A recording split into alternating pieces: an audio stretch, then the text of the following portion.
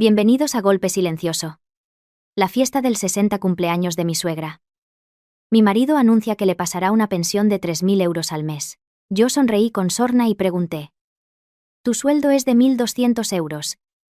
Así que, ¿de dónde piensas sacar los otros 1.800?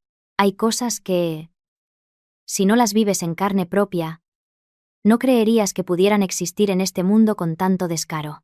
Una fiesta de cumpleaños debería ser una ocasión para que los hijos y nietos se reúnan, se digan unas palabras amables y permitan a los mayores disfrutar de su vejez con un poco de dignidad y alegría. Sin embargo, justo el día en que mi suegra cumplía 60 años, mi marido eligió el momento en que más parientes había para montar un numerito sobre su devoción filial, empujándome a una situación en la que, si no me tragaba mi rabia, me convertiría en la nuera malvada y desagradecida delante de toda la familia. Me llamo Lucía. Tengo 31 años, y soy jefa de contabilidad en una empresa textil en Alcoy. Mi trabajo no es nada del otro mundo, pero es estable. Mi sueldo es suficiente para mantenerme y ayudar a ambas familias cuando es necesario. Mi marido, Javier, es mozo de almacén con contrato temporal en una pequeña empresa de materiales de construcción en un polígono de las afueras. Para ser sincera, su sueldo mensual apenas supera los 1.200 euros, y algunos meses incluso le descuentan dinero por llegar tarde o cometer errores en los procedimientos. Pero el problema es que la gente que no tiene mucho dinero suele tener un ego muy grande. Y Javier es exactamente ese tipo de hombre. Aquel día era la fiesta del 60 cumpleaños de mi suegra, Carmen. La celebración se organizó en un salón de eventos bastante grande a las afueras de Valencia. Por fuera parecía lujoso, con luces brillantes, flores decorando la entrada y mesas cubiertas con manteles blancos impecables. Cualquiera que llegara pensaría que la familia de mi marido era muy pudiente y adinerada, pero solo yo sabía que la mayor parte de los gastos de esa fiesta habían salido de mi bolsillo. Desde la reserva del salón, el alquiler del fotomatón, el menú del banquete, el fotógrafo, el regalo de cumpleaños hasta el elegante vestido de seda que Carmen llevaba puesto. Prácticamente todo lo había pagado yo en secreto. No lo mencioné ni tenía intención de hacerlo porque pensaba que, como nuera, si mi suegra tenía un día feliz y yo podía contribuir un poco a la paz familiar, no pasaba nada. Carmen, ese día, iba más arreglada que una novia. Llevaba un vestido de seda de un morado intenso, el pelo recogido en un moño impecable, un collar de oro grueso ciñéndole el cuello y varios anillos nuevos y brillantes en los dedos. A donde quiera que iba, sonreía y hablaba con una dulzura empalagosa, presumiendo ante los parientes de ambas ramas de la familia. Mi familia tiene mucha suerte.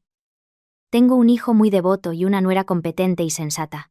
Sonaba bonito, sí. Pero la forma en que me miraba, esa sonrisa torcida en la comisura de sus labios y ese tono meloso pero frío me dejaban muy claro que sus palabras no eran para halagarme, sino para pulir la reputación de su familia ante los demás. La fiesta estaba en su apogeo. La gente brindaba por la cumpleañera entre risas y charlas animadas. Las tías por parte de padre competían por alabar la buena fortuna de Carmen, diciendo que era una bendición tener a hijos y nietos rodeándola a su edad. Yo estaba sentada al lado de Javier, con un vaso de agua en la mano, deseando que la fiesta terminara en paz. Pero para mi sorpresa, después de cortar la tarta y cantar el cumpleaños feliz, Javier se levantó de repente y le pidió el micrófono al animador. Pensé que solo diría unas palabras de cortesía, como cualquier otro hijo en el cumpleaños de su madre. Algo como agradecerle por haberlo criado y desearle buena salud. Pero no, Javier carraspeó, miró a todos los presentes y, con una voz temblorosa, como si estuviera muy emocionado, dijo: Hoy, mi madre cumple 60 años. Sé que toda tu vida has trabajado duro por mí, cuidando cada una de mis comidas y mis sueños. A partir de este mes, delante de toda la familia, prometo que te daré 3.000 euros mensuales para que disfrutes de tu jubilación sin preocuparte por nada más. Al oírlo, creí haber escuchado mal. 3.000 euros. No 300, ni 500 para quedar bien, sino 3.000 euros cada mes. El salón se quedó en silencio durante medio segundo, y luego estalló en un aplauso atronador. A las tías paternas se les iluminaron los ojos y se golpeaban los muslos. «Madre mía, qué hijo tan bueno tiene Carmen», otro añadió. «Qué suerte la de Carmen. Ha criado a un hijo que vale su peso en oro». Alguien incluso se giró para mirarme con una amplia sonrisa. ¡Qué afortunada esta nuera! Se ha casado con un hombre que quiere tanto a su madre. Ni qué decir de Carmen. Se levantó de un salto, se secó las comisuras de los ojos con un pañuelo como si estuviera abrumada por la emoción. Luego se giró hacia las mesas de atrás, sonriendo hasta que se le tensaron las mejillas, y dijo con una voz llena de satisfacción: «Yo no le he enseñado nada, él quiere a su madre por naturaleza. Con que mis hijos vivan con gratitud y principios, yo ya soy feliz». Al verla en ese momento, parecía que acababa de recibir una medalla de honor, y yo me quedé petrificada. El vaso de agua en mi mano estaba helado, pero las palmas de mis manos lo estaban aún más. No era porque me doliera el dinero, ni porque me opusiera a que ayudara a su madre, era porque sabía perfectamente quién era mi marido. Yo era quien gestionaba las finanzas de la casa. Yo era quien veía cada mes la transferencia de su sueldo a nuestra cuenta. Poco más de 1.200 euros. Y algunos meses incluso menos por los descuentos. Esa cifra apareció en mi mente con una claridad meridiana, como una bofetada en medio de esa conmovedora actuación. No era tan tonta como para no entender la intención detrás de esa declaración. Javier no había hablado conmigo. No me había preguntado si estaba de acuerdo. No había considerado si nuestra economía familiar podía soportarlo. Simplemente se plantó en medio del restaurante, delante de todos los parientes, y lanzó una cifra de ensueño para ganarse la reputación de hijo modélico. ¿Y quién iba a cargar con la parte bonita de esa promesa? Los de fuera no sabían cuánto ganaba, y mi suegra no era tan ingenua como para no saberlo. Dicho sin rodeos, después de esa promesa, toda la familia de mi marido daría por sentado que yo era la que debía aportar los 1.800 euros que faltaban cada mes. Él usaba el dinero de su mujer para comprarse el título de buen hijo. Y yo, si me oponía, me convertiría en la mujer calculadora, cruel, que no quería que su suegra tuviera una vejez digna. Al pensar en eso, la sangre me hirvió. Levanté la vista hacia Javier. Estaba en el escenario, con la cabeza alta y una sonrisa radiante y orgullosa, como si acabara de realizar un acto heroico. Fue esa expresión la que me hizo decidir que no podía tragarme esto. Dejé el vaso sobre la mesa. Solté una risa sarcástica y, ante la mirada atónita de los que estaban sentados cerca, me levanté, me dirigí directamente al escenario y le pedí el micrófono al animador. El joven pensó que estaba tan emocionada que quería agradecer a mi marido o felicitar a mi suegra con unas palabras bonitas. Sonrió y me lo entregó.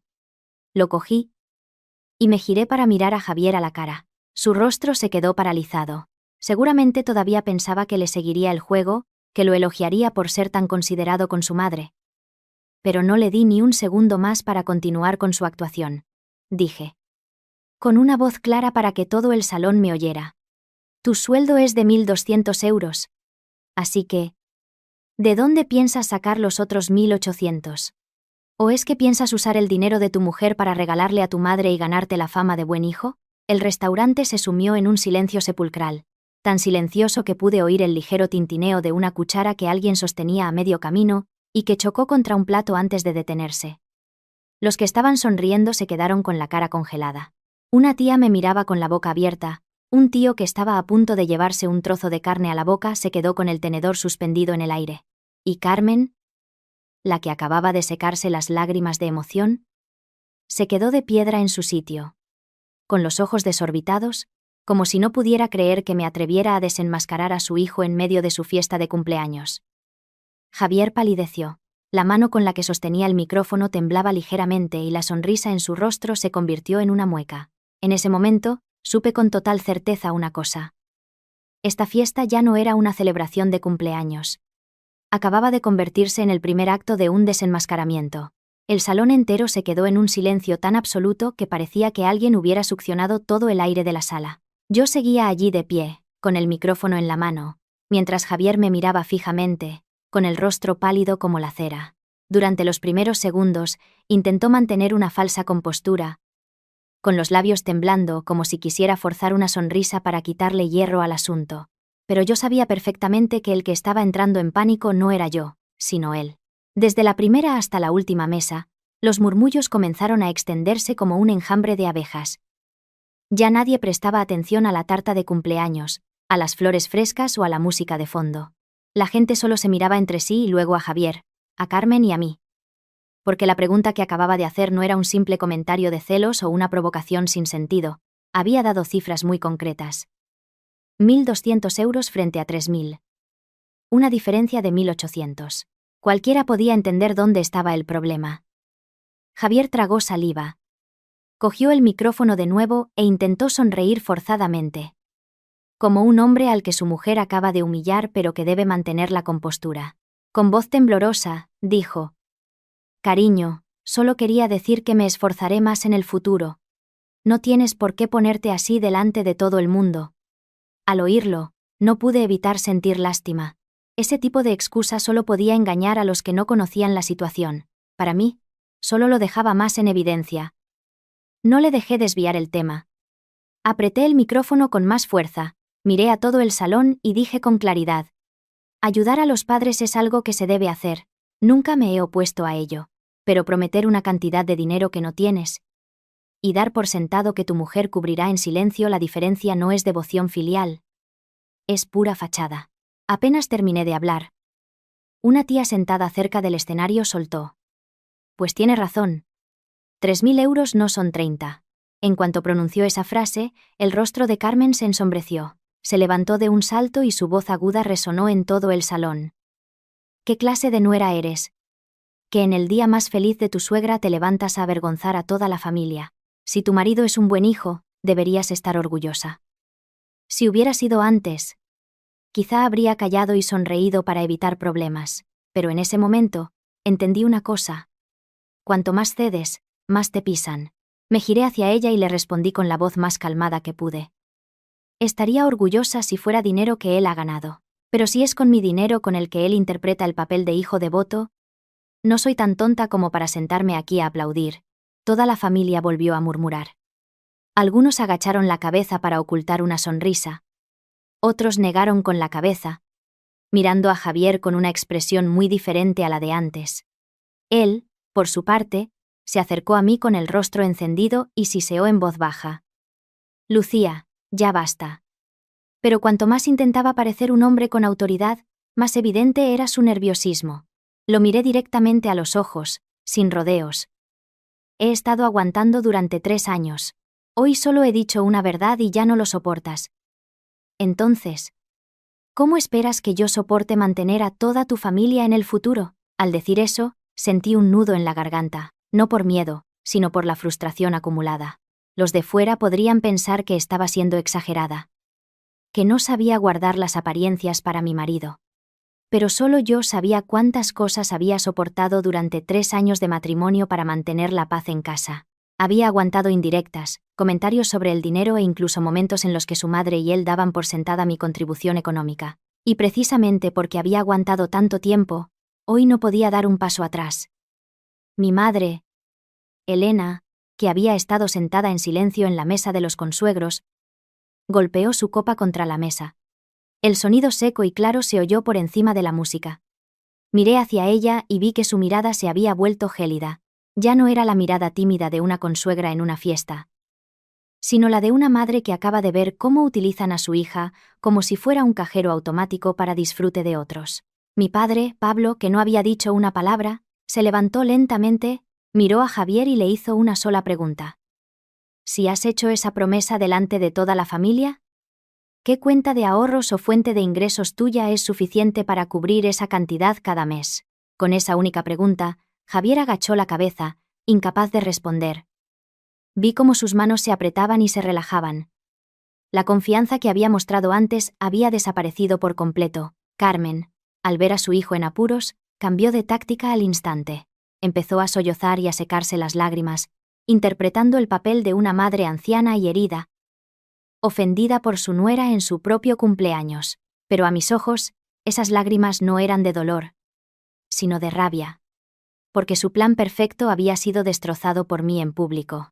Me quedé en silencio unos segundos, observando a mi marido, a mi suegra, y las miradas curiosas a mi alrededor. Luego, lentamente, devolví el micrófono al animador, que seguía paralizado. No dije nada más. No grité ni lloré. Simplemente volví a mi mesa, me senté, me arreglé el vestido y bebí un sorbo de agua. Pero en ese preciso instante, supe que esto no terminaría aquí. Aparentemente, era solo una fiesta de cumpleaños arruinada. Pero en realidad, era el primer disparo, y a partir de ese momento, supe que tenía que reevaluar todo mi matrimonio, los últimos 3 años, para entender por qué una simple declaración en una fiesta había podido helarme la sangre de esa manera.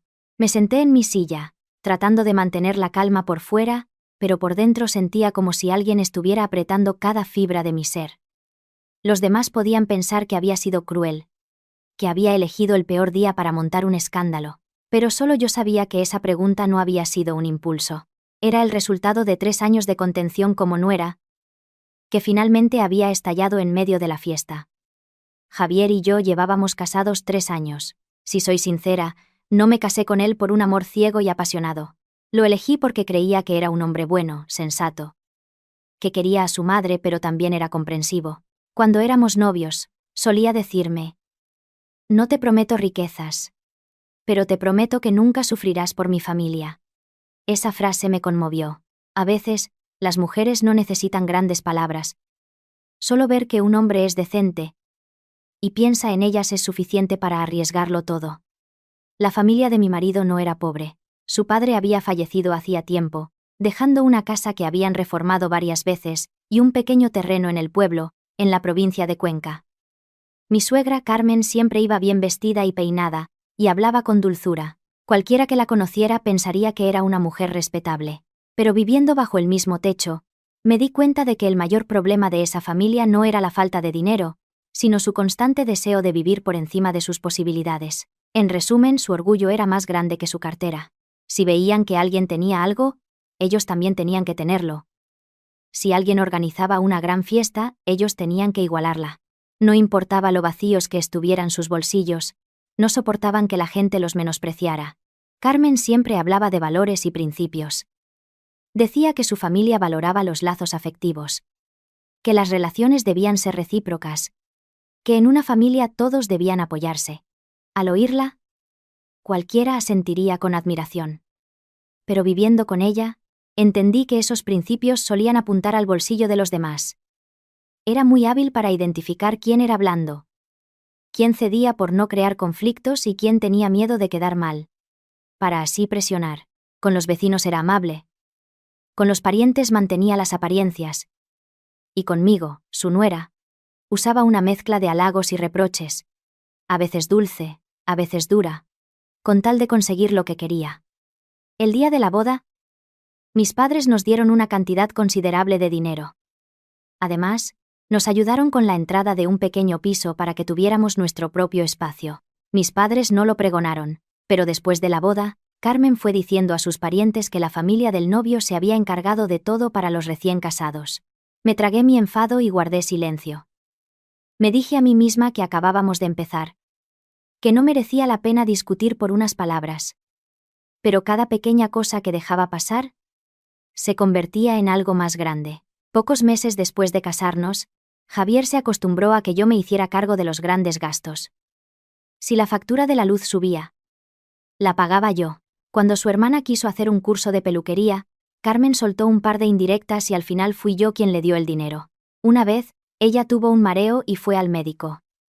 Al volver, con la bolsa de medicinas aún en la mano, Javier me dijo: «Cariño, ¿puedes pagarlo tú? Este mes estoy justo». Cada mes tenía una excusa. Que si la empresa se retrasaba con la nómina, que si un compañero no le había devuelto un préstamo, que si acababa de contribuir para un funeral en la familia. Al principio le creí, pero poco a poco entendí que no era que estuviera justo de dinero, sino que se había acostumbrado a depender de mí. No me importaría si fuera una verdadera emergencia. Como esposa, nunca pensé que el dinero debiera dividirnos, pero lo que me dolía era que, cada vez que su familia necesitaba algo, la primera mirada se dirigía a mí, como si yo tuviera la responsabilidad de solucionar todos sus problemas, como si el dinero que yo ganaba no proviniera de noches en vela revisando cuentas, de la presión del trabajo o de mi propio esfuerzo, sino que cayera del cielo y fuera inagotable. Una vez, delante de unos vecinos, Carmen dijo medio en broma: «Esta casa tiene suerte gracias a Lucía. Desde que trabaja, el dinero entra solo».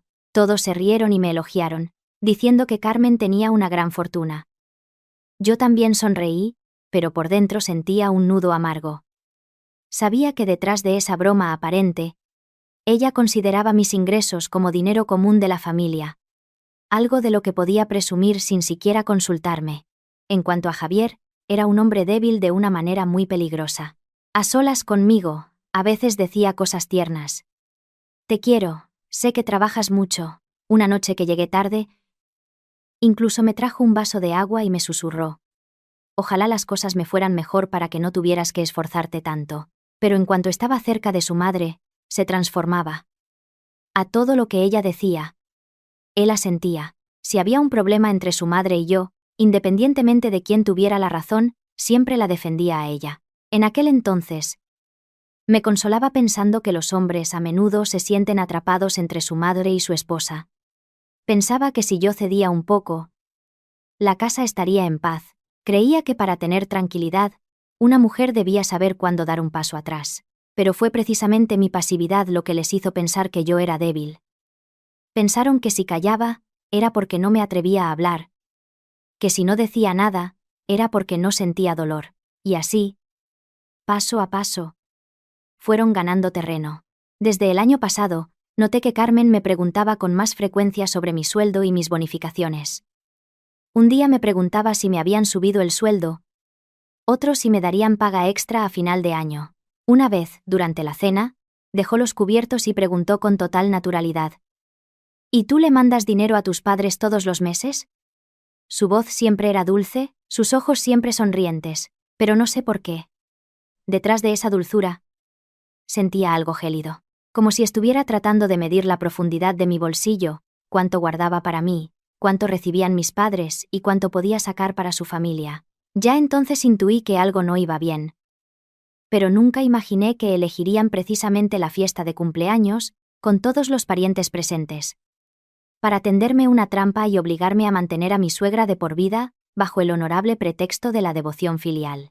Ahora, sentada en medio de ese restaurante, viendo la cara pálida de Javier y a Carmen llorando y gritando, entendí que la declaración de los 3.000 euros no había sido un impulso, era el resultado de un largo proceso de observación, cálculo y desprecio hacia mí. Y al darme cuenta de eso, supe que este asunto no podía terminar con una simple disculpa. No había pasado mucho tiempo desde que me senté cuando la gente empezó a levantarse para irse. La fiesta de cumpleaños estaba completamente arruinada. Algunos parientes intentaban mantener una sonrisa de cortesía para disimular la incomodidad, pero todos nos miraban con curiosidad, como si estuvieran deseando salir para poder comentar la jugada. Ya no me molesté en ser educada, solo quería que esa noche terminara rápido para poder pensar a solas en hasta qué punto su madre y él habían estado planeando todo esto. Pero justo cuando la gente se despedía en la entrada, escuché una frase que me heló la sangre. Fui al pasillo de los baños a buscar mi bolso, que un camarero había movido por error. Al doblar una esquina, oí la voz de Carmen, baja pero llena de rabia. «Pero qué inútil eres. Ya te dije cómo tenías que decirlo para que no pudiera negarse». Me detuve en seco. A continuación, oí la voz de Javier, más grave y molesta. «Pero si lo dije tal y como me dijiste, mamá». ¿Quién iba a imaginar que se atrevería a montar este escándalo delante de todo el mundo? Con solo esas dos frases, fue como si alguien hubiera descorrido un velo ante mis ojos. Así que era cierto. El discurso de los 3.000 euros no había sido un arrebato emocional, ni un repentino ataque de devoción filial. Había sido ensayado de antemano. Madre e hijo incluso habían discutido cómo decirlo para que sonara conmovedor, para que yo no me atreviera a reaccionar. En otras palabras, desde el principio, habían planeado usar la fiesta, a los parientes, los aplausos y el concepto de deber filial para obligarme a aceptar en silencio. Escondida detrás de una maceta en el pasillo, de repente recordé muchos pequeños detalles de los días anteriores, que en su momento me parecieron extraños pero que no entendí. Por ejemplo, una semana antes de la fiesta, Carmen me llamó a su habitación con una voz increíblemente dulce. «Hija, dame la lista de tus invitados para que pueda organizar las mesas bien. Tus padres y tus tíos se sentarán en la mesa principal para que estén a gusto». En ese momento me extrañó, porque nunca antes le había importado dónde se sentaban mis parientes. Con que su lado de la familia estuviera bien acomodado, le bastaba. Pero esa vez, insistió en que los invitara a todos, a mis tíos, a mis primos, para que fuéramos muchos. Ahora, al pensarlo, me di cuenta de que quería que mi familia estuviera presente para atarme de manos. Con mis padres y mis parientes allí, me resultaría más difícil montar una escena o contradecir a mi marido en público. Luego, los días previos a la fiesta, tanto Carmen como Javier fueron inusualmente amables. Carmen, que solía soltar indirectas, de repente me llamaba hija mía con una dulzura empalagosa. Una noche que llegué tarde, incluso me sirvió la cena y me dijo: «Come, no te quedes con hambre. Yo ya soy mayor. Solo quiero que mis hijos vivan en armonía». ¿Quién no se ablandaría con esas palabras? Javier también. Normalmente, al llegar a casa, se tumbaba en el sofá con el móvil. Pero esos días, incluso me ayudó a fregar los platos un par de veces, diciendo: «Últimamente estás muy agobiada, me das mucha pena». Fueron esas raras muestras de amabilidad las que me hicieron bajar la guardia. Pensé que, como se acercaba el cumpleaños, todos querían un ambiente tranquilo para quedar bien con la familia. Nunca imaginé que era solo una fachada para que me relajara. El colmo fue 3 días antes de la fiesta. Mientras pelábamos fruta en el salón, Carmen se giró de repente y me preguntó con una voz muy suave: «Hija, está bien que las mujeres administren el dinero mejor que los hombres, pero de vez en cuando hay que dejar que el marido se luzca un poco. Un hombre que no tiene voz fuera de casa es un pobre hombre». Sentí un escalofrío, pero me reí para quitarle importancia. Incluso bromeé: «Si Javier se luce, yo soy la primera en alegrarme, mamá». Carmen sonrió, una sonrisa con los labios apretados, llena de subtexto. «Bueno, mientras lo entiendas así». Esa misma noche, en la cama, Javier insinuó lo mismo. Se giró y dijo, como si nada: «Cuando nuestra economía mejore, me gustaría darle a mi madre una cantidad fija cada mes para que esté contenta». Le pregunté cuánto. Y él sonrió, se tapó con la manta y respondió: «Ya veremos». Asentí sin más, pensando que si en el futuro él podía permitírselo, darle algo a su madre era normal. No imaginaba que ese «ya veremos» se convertiría en 3.000 euros en medio de un restaurante, y no eran solo ellos. Incluso Sofía, la hermana de Javier, últimamente llamaba a su madre por videollamada para hablar de reformar la casa. Un día la oí decir: «Mamá, el salón está muy anticuado. Deberíamos comprar un sofá de madera nuevo». Otro día: «El frigorífico es muy pequeño. Ahora todo el mundo tiene de esos de 2 puertas que son una pasada». Incluso llegó a decir con toda naturalidad: «Mamá, deberías reformar el altar de los antepasados para que quede más elegante. Así, cuando vengan visitas, quedaremos bien». En ese momento pensé que era una joven ingenua y soñadora. Pero ahora, atando cabos, me di cuenta de que madre e hijos lo habían estado planeando durante mucho tiempo. La táctica más astuta de Carmen era que nunca me pedía dinero directamente. Siempre decía cosas como: «Somos una familia, tenemos que ayudarnos, el dinero se queda en casa, no se pierde, al final, todo lo que tenemos será para vosotros». Sonaba muy razonable, pero en realidad era su forma de convertir mi dinero en una obligación. Si me negaba, me convertiría en la nuera desagradecida y materialista, que valoraba más el dinero que la familia. Fue entonces cuando entendí por qué habían elegido esa fiesta para actuar.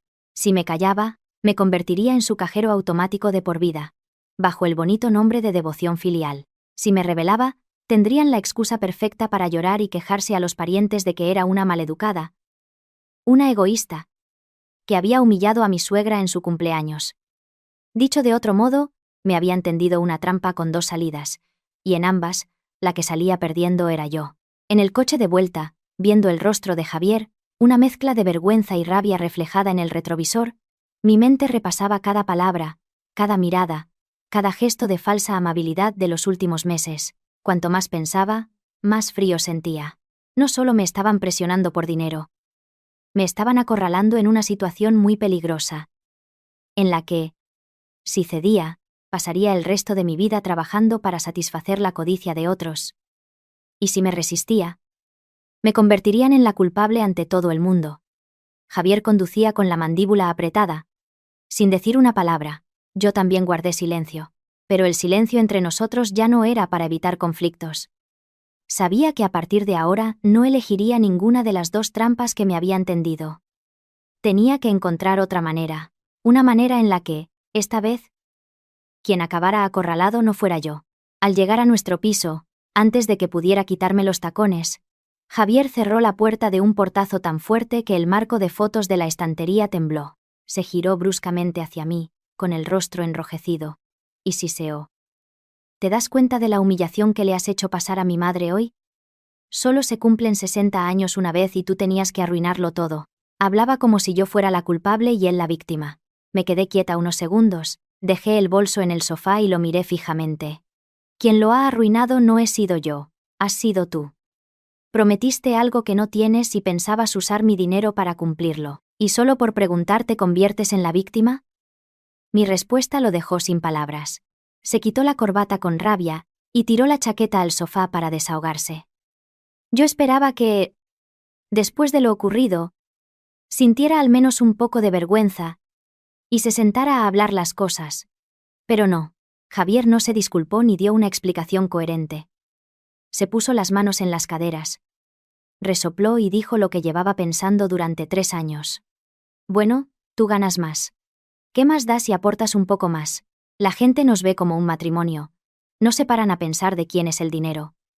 Al oír eso, sentí un frío que me recorrió el cuerpo, así que, en su mente, mi dinero era efectivamente dinero común para que él lo usara para mejorar su imagen. Todo mi esfuerzo, mis noches sin dormir, mi estrés en el trabajo, para él no eran más que un monedero parlante del que su familia podía sacar dinero cuando quisiera. Iba a responderle cuando su teléfono empezó a vibrar. Miró la pantalla y lo silenció rápidamente. Pero alcancé a ver el nombre. Raquel. Ese nombre me hizo detenerme. Raquel era la prima de Carmen, la dueña de la tienda de muebles a la que me habían llevado hacía unas semanas. Me había enseñado un sofá de madera de roble, un aparador tallado y otras piezas caras, diciendo que a cierta edad, una casa tiene que tener apariencia. Le pregunté, tratando de mantener la voz normal. ¿Quién era? Javier evitó mi mirada y respondió secamente. Un conocido. Preguntando por la fiesta. Su respuesta sonaba falsa. Estaba tenso y tamborileaba con los dedos sobre la mesa. A veces, la intuición femenina no necesita pruebas. Con una mirada, sabes que te están ocultando algo. Guardé silencio. Javier, pensando que había zanjado el tema, cogió el teléfono y se fue al baño, seguramente para devolver la llamada sin que yo lo oyera. En ese momento, mi vista se posó en la tablet que estaba sobre el escritorio. Era la que él usaba para ver vídeos, y tenía la misma cuenta de mensajería que su móvil. Normalmente, nunca tocaba sus cosas personales. Pero después de lo de hoy, si seguía siendo tan ingenua, la única tonta sería yo. Me acerqué, encendí la pantalla, con las manos heladas pero la mente despejada. En unos segundos, apareció una conversación no borrada. La remitente era, en efecto, Raquel. Más arriba, había mensajes de Carmen reenviados a Javier. Y luego él le preguntaba los precios a Raquel. Leí cada línea con el corazón desbocado. El sofá de roble. El aparador nuevo. Una cama articulada para personas mayores. La suma total de los primeros meses coincidía casi exactamente con los 3.000 euros mensuales prometidos. No era una simple idea, no eran palabras vacías. Habían calculado cada artículo, cada precio, cada paso para gastar el dinero antes incluso de que la fiesta tuviera lugar. Pero lo que me puso los pelos de punta no fueron los muebles, sino un mensaje de Carmen a Raquel que aún estaba en la pantalla. Pon en la factura una fecha posterior a la fiesta. Si ella pregunta, dile que es un regalo de mi hijo, no la menciones a ella para nada. Me quedé paralizada, agarrándome al borde de la mesa con tanta fuerza, que mis nudillos se pusieron blancos. Estaba claro. Madre e hijo no solo pretendían que les pasara una pensión, sino que ya tenían un plan para gastar el dinero, una coartada, una forma de legalizarlo todo, como si fuera un hecho que ese dinero saldría de mi bolsillo para llegar a las manos de Carmen. Justo en ese momento, la pantalla se iluminó con una videollamada de mi suegra. Respiré hondo y acepté. Carmen apareció en la pantalla, con la cara desmaquillada, pero con una voz dulce como la miel, completamente diferente a sus gritos en el restaurante. Lo he pensado, hija. Si 3.000 euros es mucho para ti, puedes darme solo lo de los primeros meses. Tengo que reformar el altar de mi difunto marido y comprar algunas cosas para que la casa esté presentable. A mi edad, hay que guardar las apariencias. Esa voz me dio más escalofríos que sus insultos, porque cuando alguien deja de fingir y te grita, al menos sabes a qué atenerte. Pero esa dulzura manipuladora era lo más aterrador. La miré fijamente y dije, lentamente, palabra por palabra, no te voy a dar ni un céntimo. Y a partir de ahora, cualquier conversación sobre dinero entre tú y yo, la grabaré. Al oír eso, el rostro de Carmen se congeló. La sonrisa se borró de sus labios, y en sus ojos apareció una mezcla de sorpresa y rabia. Iba a decir algo, pero colgué antes. Javier acababa de salir del baño, y, al ver mi expresión, se detuvo en seco. Dejé la tablet en su sitio, sin gritar, sin llorar, sin montar una escena, pero fue precisamente esa calma lo que heló mi corazón. Comprendí que esto ya no podía resolverse con una simple discusión. Detrás de la máscara de la devoción filial, madre e hijo habían planeado cada movimiento, cada palabra, cada excusa. Y en ese instante, empecé a pensar en una forma de contraatacar. Para que, esta vez, quien terminara acorralada no fuera yo. Después de esa videollamada, no volví a dirigirle la palabra a Javier, no por miedo ni por falta de argumentos, sino porque entendí que con gente como ellos, discutir solo les daría más motivos para tacharme de mujer maleducada, de esposa que anteponía el dinero al amor, de nuera que regateaba con su suegra. Y una vez que te cuelgan esa etiqueta, aunque tengas toda la razón del mundo, la gente solo recordará que fuiste tú quien montó el escándalo. Esa noche, me acosté dándole la espalda a Javier, con los ojos abiertos hasta casi el amanecer. En mi mente, se repetía una y otra vez la frase del mensaje de Carmen. Pon en la factura una fecha posterior a la fiesta. Si ella pregunta, dile que es un regalo de mi hijo. Esa frase era suficiente para entender que no solo eran codiciosos, sino también muy calculadores. No actuaban por impulso. Tenían un plan, roles asignados, un guión y una vía de escape. Y yo, si seguía actuando con la misma condescendencia de siempre, acabaría siendo manipulada a su antojo. A la mañana siguiente, Javier se levantó antes de lo habitual. Se vistió para ir a trabajar. Se ajustó el cuello de la camisa frente al espejo, y luego se giró hacia mí con un tono notablemente más suave. Ayer me pasé. Pero ya sabes cómo es mi madre. Es mayor. Cede un poco por el bien de la paz en casa, ¿vale? Sonaba como si estuviera intentando reconciliarse, pero a mí me pareció ridículo. Una persona decente, cuando se equivoca, pide perdón. Decir cede por la paz como hacía Javier era, en realidad, una forma de obligarme a tragarme mi rabia y fingir que no había pasado nada. Antes de que pudiera responder, sonó el timbre. Apenas pasaban de las 7 de la mañana y Carmen ya estaba en nuestra puerta. Llevaba una tartera con sopa caliente y unas naranjas. La imagen perfecta de una madre anciana y bondadosa que, a pesar de haber sido herida por su nuera, acudía a hacer las paces. Cualquiera que viera esa escena pensaría que yo era una afortunada por tener una suegra tan comprensiva. Solo yo sabía que detrás de esa apariencia se escondía una impaciencia apenas disimulada. En cuanto entró, suspiró, dejó la sopa sobre la mesa y dijo con voz suave: No te guardo rencor, hija. Ayer estarías cansada y se te escaparon esas palabras.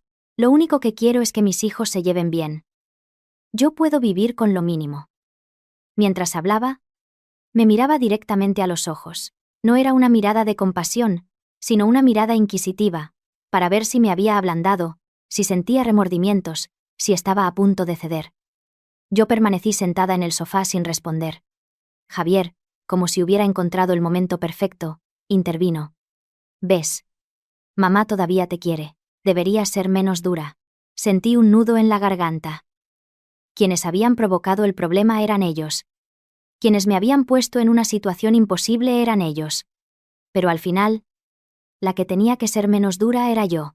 Ese intento de darle la vuelta a la tortilla, si no lo hubiera vivido, no lo creería. Mientras yo guardaba silencio, Carmen abrió su bolso. Sacó un fajo de papeles doblados y los dejó sobre la mesa, como si no tuvieran importancia. Dijo con total naturalidad.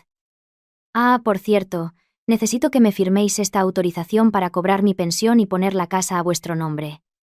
Así será más fácil para futuros trámites. Ya soy mayor y el papeleo me agota.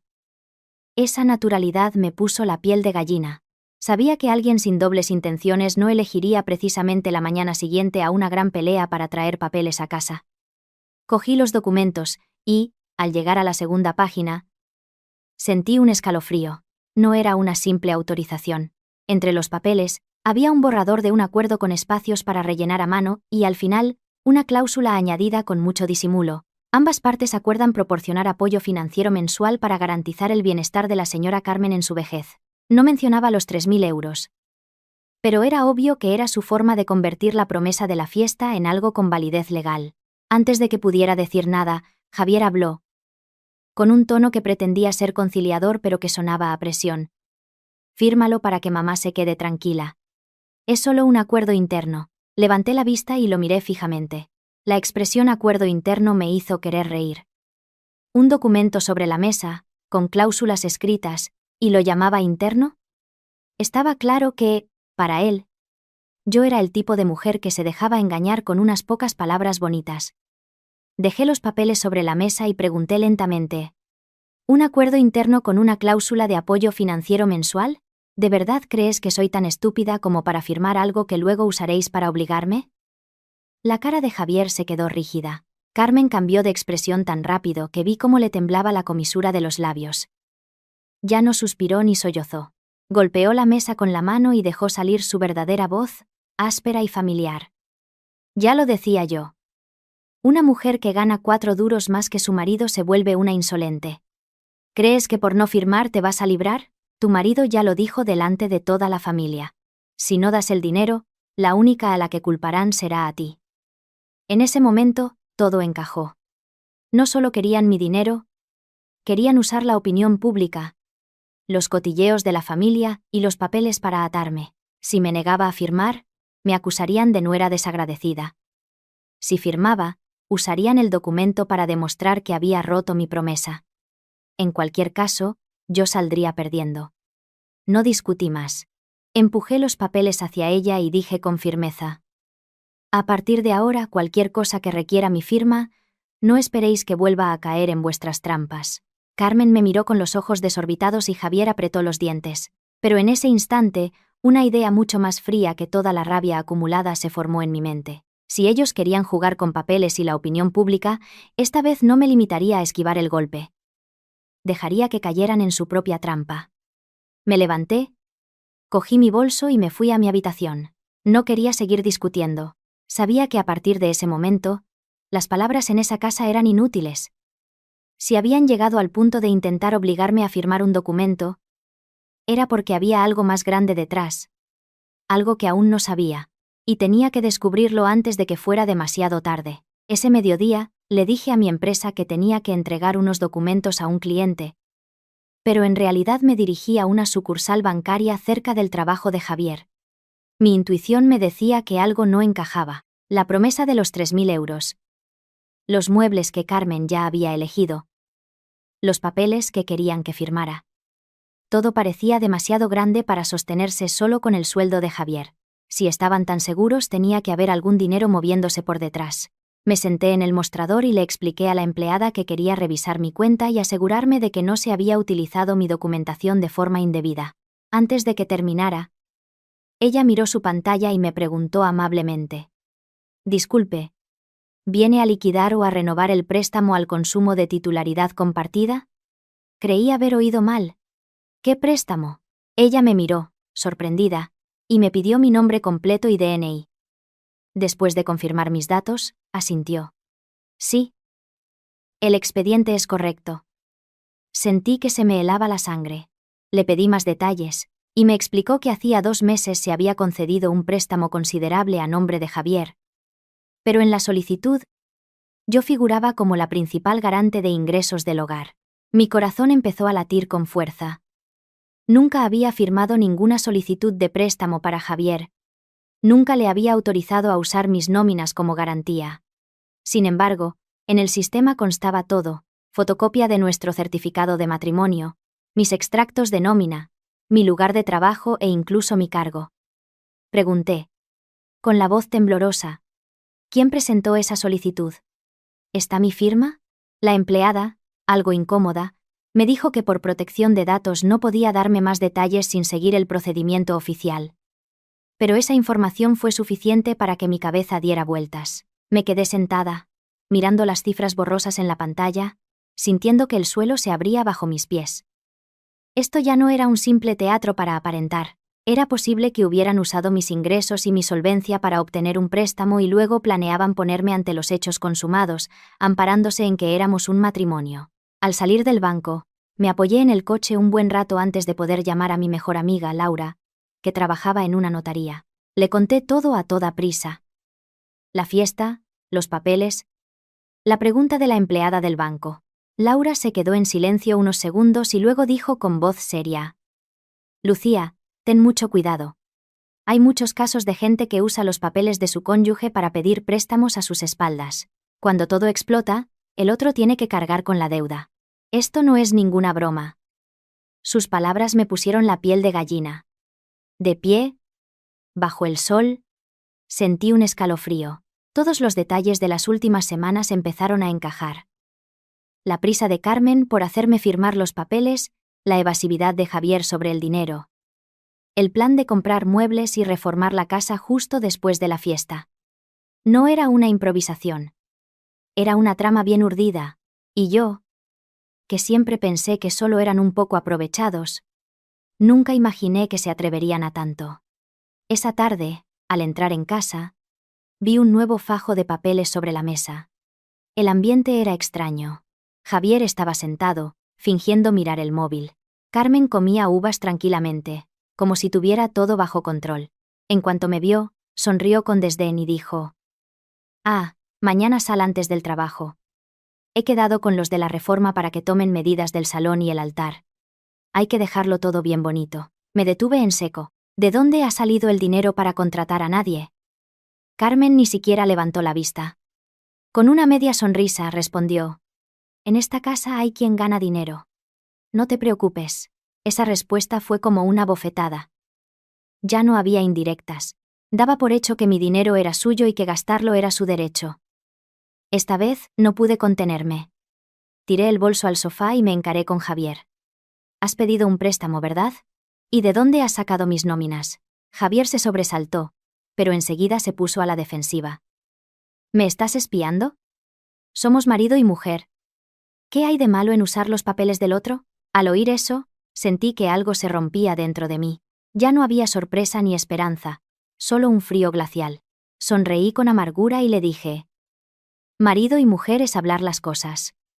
Coger mis papeles sin permiso para pedir un préstamo a mis espaldas no es ser marido y mujer. Es ser un estafador». Javier se quedó sin palabras. Carmen intervino, golpeando el plato de uvas y lanzando una sarta de insultos. Que si era una desalmada, que si no ayudaba a mi marido en apuros, que si solo pensaba en mi dinero. Pero ya apenas la oía. En mi cabeza solo había una idea. Esto había superado con creces el simple postureo de la fiesta. Ya no era una nuera obligada a mantener a su suegra. Era una verdadera conspiración financiera. Y si no actuaba rápido, lo que me arrebatarían no serían solo unos miles de euros, sino mi vida entera. Esa noche, por primera vez en años, no lloré ni discutí. Me senté en mi escritorio, bloqueé las aplicaciones del banco en mi móvil, cambié la contraseña de mi correo del trabajo y guardé bajo llave todas las fotocopias de mi DNI, contrato de trabajo y nóminas antiguas. Hice todo con las manos heladas pero la mente increíblemente lúcida. Sabía que, a partir de ahora, no solo tenía que proteger mi dinero, sino mi identidad y mi futuro. Cuando terminé, le envié un mensaje a Laura. «Mañana acompáñame. Creo que ocultan algo mucho más gordo». Me respondió al instante. «Mañana por la mañana voy a buscarte». Solo esas palabras me hicieron sentir menos sola.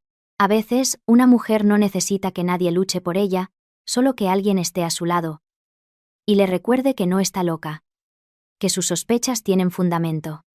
A la mañana siguiente, pedí media jornada libre y me encontré con Laura al final de la calle. Le enseñé los mensajes entre Carmen y Raquel. La cara de Laura se ensombreció. Fuimos directamente a la tienda de muebles donde Carmen me había llevado semanas antes. Esa vez, no entramos directamente.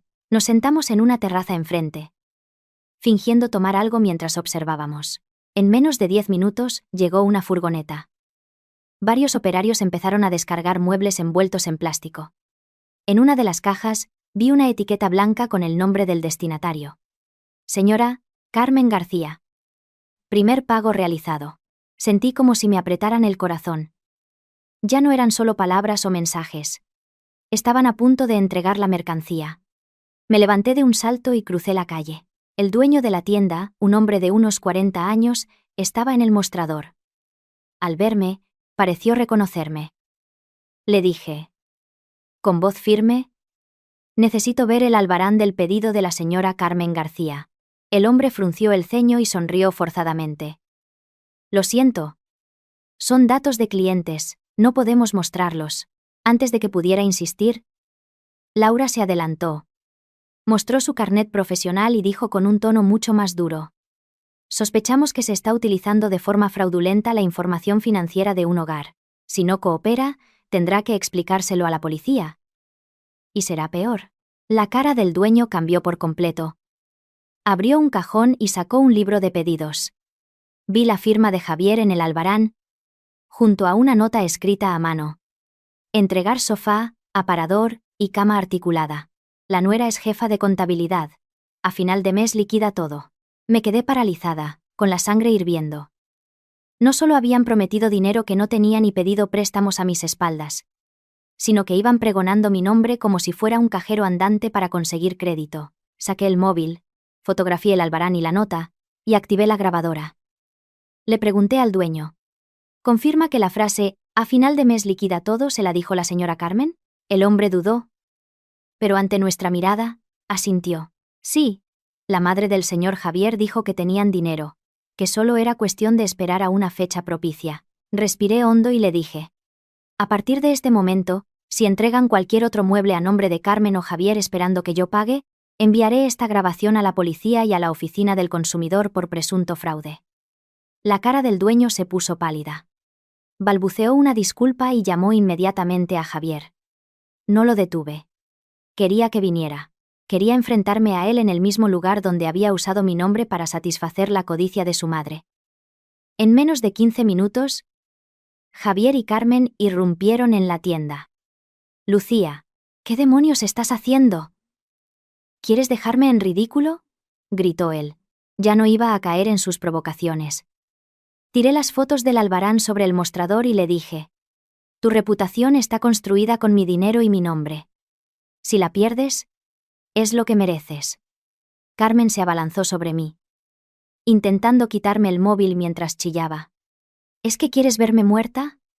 Una pobre anciana que solo quiere unos muebles decentes y ni eso le permites. Esa escena, meses atrás, me habría hecho dudar. Ahora, solo me daba asco. Retrocedí un paso y le dije, por primera vez sin contenerme. Si quieres muebles, cómpralos con tu dinero. No uses mi nombre como si yo fuera vuestra deudora. La tensión era palpable. Javier me miraba con odio. Carmen jadeaba de rabia y el dueño de la tienda no paraba de secarse el sudor. Pero justo cuando pensaba que los había acorralado, el dueño soltó una frase que fue como un trueno. Oiga, pero ¿y el dinero que la señora Raquel le transfirió al señor Javier para la señal de la casa de las afueras? Me quedé helada. ¿Raquel? ¿La casa de las afueras? Me giré para mirar a Javier. Su cara cambió de color en un instante. Carmen también se quedó paralizada, con la mirada perdida. Solo con ver su reacción, comprendí algo terrible. El sofá, el aparador, la cama, todo por lo que me había indignado hasta ahora, era solo la punta del iceberg. Detrás, había un trato mucho más grande, más sucio y más peligroso que me estaban ocultando. De camino a casa, Laura conducía despacio, mirándome de vez en cuando. ¿Estás bien?, me preguntó por tercera vez. No respondí. Mi mente daba vueltas. El nombre de Raquel y la casa de las afueras eran como dos espinas clavadas en mi cabeza. Laura suspiró. Si quieres, volvemos y los obligamos a hablar. Negué con la cabeza. No. Solo conseguiría que lo negaran todo. Con gente como ellos, hay que golpear una sola vez y con fuerza. Laura entendió. Sabía que yo era paciente, pero que cuando llegaba a mi límite, mi determinación era de hielo. Esa noche, ni Javier ni Carmen me llamaron ni me escribieron. Ese silencio inusual me confirmó que estaban asustados. El que tiene la sartén por el mango no calla. Solo el que teme que se descubra su secreto se esconde. Seguramente estaban planeando cómo tapar la metedura de pata del dueño de la tienda antes de que yo descubriera la verdad sobre esa casa. No volví a casa. Fui a la oficina y me senté a oscuras, con la única luz de mi lámpara de escritorio. Repasé todas las pruebas que tenía, los mensajes, las fotos, la grabación. Cada pieza por separado no era concluyente, pero juntas formaban un puzzle aterrador. Cerca de las 11, Laura me envió una captura de pantalla de un grupo de agentes inmobiliarios. Era un anuncio borrado de una casa a las afueras, con un comentario que preguntaba quién la había comprado. La respuesta era: una tal señora Carmen, con su hijo Javier y una prima llamada Raquel. La compraron muy rápido. Raquel, la prima de Carmen que siempre hablaba de invertir y mover el dinero. Recordé que, poco después de casarme, le había dicho a Carmen: hoy en día, el que no especula, no prospera. En ese momento, no le di importancia. Ahora, entendía que ella era la chispa que había encendido el fuego. Todo encajó. Planeaban usar mi solvencia para conseguir dinero, sumado a préstamos de conocidos, para comprar una casa a las afueras. Luego, contarían la historia de que era para que la madre tuviera una vejez tranquila. Una coartada perfecta de devoción filial para encubrir su codicia. Si todo salía bien, no solo tendría que pagar la deuda, sino que si me oponía, sería la nuera desalmada. Recordé que, hacía 2 meses, Javier me había preguntado de la nada: si compramos otra casa, ¿a nombre de quién sería mejor ponerla? En su momento me reí. Pero ahora entendía que no era una pregunta casual. Era un sondeo. Justo entonces, recibí un mensaje de Sofía, la hermana de Javier. Era un mensaje corto, pero me heló la sangre. Hola, Lucía. Mi madre y Javier van a ir mañana a casa de Raquel para reunirse con el vendedor. No sé muy bien de qué va, pero he oído a mi madre decir que tienen que cerrarlo todo antes de que te enteres. Sofía nunca había sido discreta, y mucho menos mentirosa. Precisamente por su ingenuidad, su mensaje era creíble. Seguramente había oído algo que la había asustado de verdad. Me quedé sentada, en silencio. La fiesta de cumpleaños no era para conseguir una pensión, era la puesta en escena. El telón de fondo para que, cuando apareciera la casa, pudieran decir: Javier ya prometió cuidar de su madre. No querían solo mi dinero. Querían una historia bonita para ocultar sus sucias intenciones. Apoyé la cabeza en el respaldo de la silla. La rabia que sentía ya no era caliente. Era fría y clara. Como alguien que, después de caminar perdido en la niebla, ve que delante no hay un camino, sino un pozo cavado para él. Le respondí a Sofía: mañana finge que no sabes nada. Cuéntame todo lo que oigas. No voy a montar un escándalo. Voy a dejar que caven su propia tumba y se tiren a ella. Guardé el teléfono. Afuera, la ciudad seguía iluminada. Pero en ese momento, supe que al día siguiente, ya no sería yo quien se moviera según sus reglas. Sería yo quien observara desde fuera, esperando el momento adecuado para volcar el tablero de juego. A la mañana siguiente, no fui a la casa de las afueras. Conduje directamente a casa de mis padres. Sabía que esta batalla no podía librarla sola. Enfrente no solo tenía a una suegra manipuladora y a un marido débil, sino a toda una red de parientes acostumbrados a retorcer la verdad. Mi madre, al verme, supo que algo grave pasaba. Le mostré todo. Las fotos, la grabación, el préstamo, los mensajes de Sofía. Papá, mamá, esta vez no puedo ceder más, les dije. Mi madre miró las pruebas con los labios apretados. Mi padre, un hombre de pocas palabras, permaneció en silencio. Pero vi cómo apretaba las gafas con fuerza. Creí que se levantaría para ir a pedir explicaciones, pero en lugar de eso, me preguntó con una voz extrañamente fría: ¿estás segura de que esto es todo? Esto no parece algo de hace solo unos meses. Entró en su habitación y volvió con un sobre viejo. Dentro había fotocopias de transferencias bancarias y notas a mano. Al leer la primera línea, me quedé sin aliento. Hacía casi un año, Carmen le había pedido a mi madre una suma importante de dinero para un supuesto tratamiento cardíaco urgente. Prometió devolverlo en unas semanas, pero luego empezó a dar excusas hasta que dejó de responder. Miré a mi madre, con un nudo en la garganta. No quería preocuparte más, hija. Pensé que mientras tú estuvieras bien, el dinero podía esperar, me dijo en voz baja. Sentí una mezcla de dolor y humillación. No solo me habían estado desangrando a mí, sino también a mis padres. A mis espaldas. En ese momento sonó mi teléfono. Era una videollamada de Javier. Estaba de pie frente a una casa de pueblo. Detrás de él, Carmen y Raquel hablaban con un hombre. Ven aquí ahora mismo, me ordenó Javier. Si das el visto bueno, esta casa será nuestra esta semana. Mamá tendrá un sitio donde vivir y nosotros tendremos un patrimonio. Carmen se asomó a la cámara y añadió con suficiencia. Una mujer inteligente cuida primero de la familia de su marido. La que solo mira por su familia de origen acaba sola y sin nada. En otro tiempo, esas palabras me habrían hecho dudar. Ahora, solo me provocaban una risa amarga. Le pregunté con calma. ¿Y de dónde sale el dinero para comprarla? Raquel intervino con una sonrisa falsa. ¡Ay, hija! ¡Qué suerte tiene esta familia contigo! Con que avales la operación. Está todo hecho. Esa era la confesión que necesitaba. Grabé la llamada y les dije. Con una calma que los desconcertó. De acuerdo, esperadme allí. Iré. Pero puede que no os guste quién viene conmigo. Colgué. Vi la confusión en sus caras. Me giré hacia mis padres. Mi padre se puso la chaqueta y dijo: Vamos, hoy se acaba esto.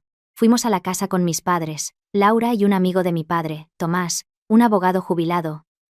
Tranquilo pero muy astuto. No avisé a Javier de quienes venían conmigo. Quería que mantuvieran esa estúpida confianza hasta el final. Al llegar, la expresión de Javier se transformó del entusiasmo a la confusión y luego al pánico al ver a mis padres, a Laura y a Tomás. Carmen también se quedó paralizada. Raquel intentó salvar la situación. Vaya. Parece que venimos a un juicio en lugar de a una reunión familiar. La miré y le dije. Alto y claro. Con la gente decente se habla en familia.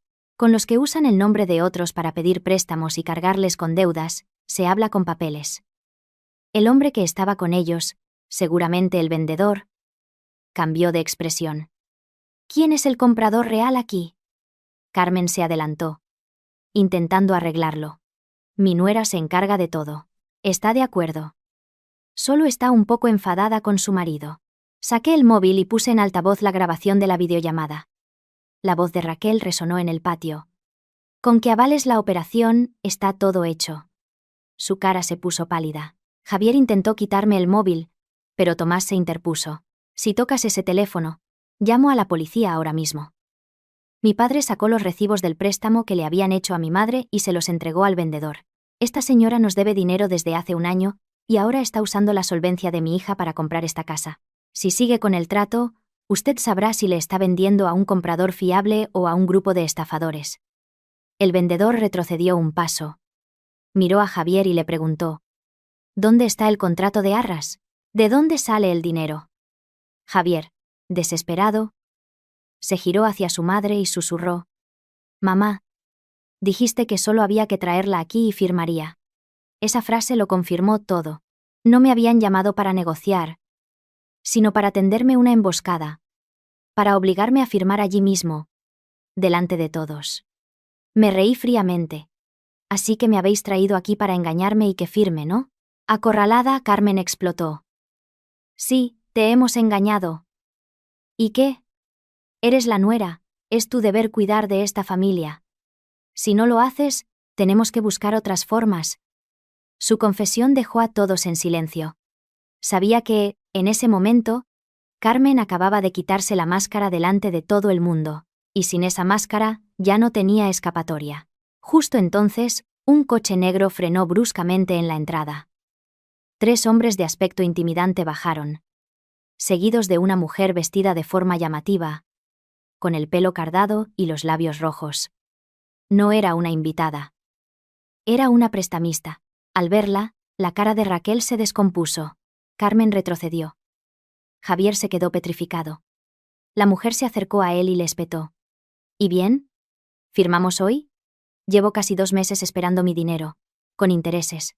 El vendedor miró a todos, atónito. Entendí que la situación era aún peor de lo que pensaba. No solo habían pedido un préstamo al banco. Habían recurrido a usureros. La mujer sacó un fajo de papeles. Tú firmaste. Tu madre avaló. Y tu prima hizo de intermediaria. Ahora paga. ¿Dónde está el dinero? Me abalancé y le arrebaté los papeles. Eran copias de mi DNI, mis nóminas, nuestro certificado de matrimonio. Y una nota a mano. La mujer es jefa de contabilidad. Ingresos estables. Paga seguro. Me volví hacia Javier, con la voz helada. ¿Usaste mis papeles para pedir dinero a un prestamista? Balbuceó, temblando, solo. Solo era temporal. Pensaba comprar la casa y venderla más cara en unos meses. Antes de que terminara, mi madre le cruzó la cara de una bofetada. Usas a mi hija y la metes en deudas con usureros. No tienes vergüenza, gritó, rota de rabia. Carmen, incluso en esa situación, defendió a su hijo. Son marido y mujer, es su deber ayudarse. La prestamista se rió. Vaya con la vieja. Llevo años en este negocio y nunca he visto a nadie con tanta cara dura. La escena era un caos. Raquel intentó culpar a Carmen. Te dije que no usaras los papeles de Lucía, te dije que no pidieras tanto. La prestamista se encaró con ella. ¿Y la comisión que te llevaste por traérmelos? ¿Y los intereses que me dijiste que subiera porque su nuera tiene un buen sueldo y puede pagar? Se estaban devorando entre ellos. El vendedor, harto, canceló el trato y nos echó de su propiedad. El sueño de la casa se desvaneció. Javier, desesperado, se arrodilló y me abrazó las piernas, suplicando: Lucía, por favor, ayúdame a pagar esta deuda. Te juro que nunca más te volveremos a pedir nada. Aparté sus manos de mí, lentamente. Lo miré y le dije la frase más dura de mi vida. Tú nunca has querido una esposa. Has querido una deudora voluntaria, un cajero automático compulso. Y lo siento por ti, pero hoy, ese cajero se ha averiado. Su rostro se quedó blanco. Di media vuelta y me fui, dejando atrás el caos, los gritos y las súplicas. Era el final merecido para la farsa que habían montado desde el día de la fiesta de cumpleaños. Después de aquel día, mi teléfono no dejó de sonar. Javier llamaba suplicando. Carmen se quejaba de problemas de salud. Ignoré todas las llamadas. Luego empezaron los ataques en redes sociales, con perfiles falsos que me acusaban de ser una mala esposa y una nuera cruel. No respondí. En lugar de eso, recopilé todas las pruebas, capturas de pantalla, mensajes y grabaciones, y junto con Tomás, presentamos una denuncia por difamación y uso fraudulento de mi información personal. La presión sobre ellos se hizo insostenible. La prestamista acosaba a Javier a diario. Raquel desapareció. Sofía me escribió una noche, susurrando que en su casa solo había gritos y que su madre había tenido que vender las joyas del cumpleaños para pagar los intereses. Una tarde Javier me esperó a la salida del trabajo. Estaba demacrado. Me entregó los papeles del divorcio ya firmados. Firma y retira la denuncia. Prometo desaparecer de tu vida. Cogí los papeles y se los devolví.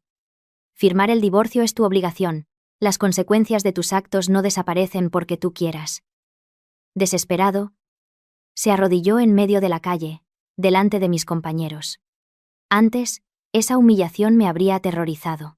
Pero en ese momento, entendí que no se arrodillaba por perdón, sino por miedo a la deuda. Lo miré y le dije: te arrodillas para pedir dinero, no perdón. Y para eso, ya es demasiado tarde. Pasé a su lado sin mirar atrás. Un mes después, el divorcio se formalizó. Para evitar mayores consecuencias legales, Javier aceptó todas mis condiciones.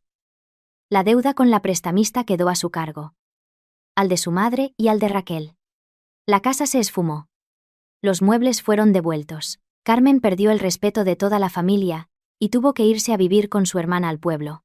Javier fue despedido y se encontró solo, sin trabajo y ahogado en deudas.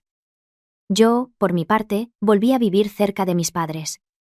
Las primeras noches en mi nuevo apartamento fueron increíblemente silenciosas. Me di cuenta de lo mucho que había vivido bajo un estrés constante. A veces, recordaba la fiesta de cumpleaños y esa única pregunta que lo había desencadenado todo. Esa pregunta fue la aguja que pinchó el globo de mentiras que habían inflado durante años. Mucha gente cree que las mujeres pierden porque son débiles. Pero después de todo esto, creo que a veces perdemos por miedo a decir la verdad. Por miedo a crear conflictos. Por miedo a ser juzgadas. Cedemos un paso.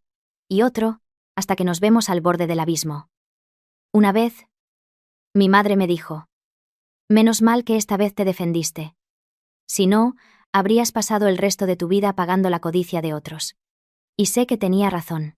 Si ese día, en la fiesta, hubiera sonreído y callado, si hubiera firmado esos papeles por miedo, ahora mismo mi vida sería un infierno. No me alegro de la desgracia de nadie. Pero siento un profundo alivio por haberme salvado a mí misma y a mis padres de ser arrastrados con ellos. Ahora, cada vez que oigo a alguien alabar a un hombre por prometer grandes cosas a su familia, ya no me emociono tan fácilmente. Pienso en silencio que algunas promesas no se pagan con el sudor de quien las hace, sino con la sangre de la mujer que está a su lado. Y cuando esa mujer despierta y se niega a seguir siendo la alfombra sobre la que otros brillan, por muy elaborada que sea la obra de teatro, tarde o temprano, el telón siempre acaba cayendo.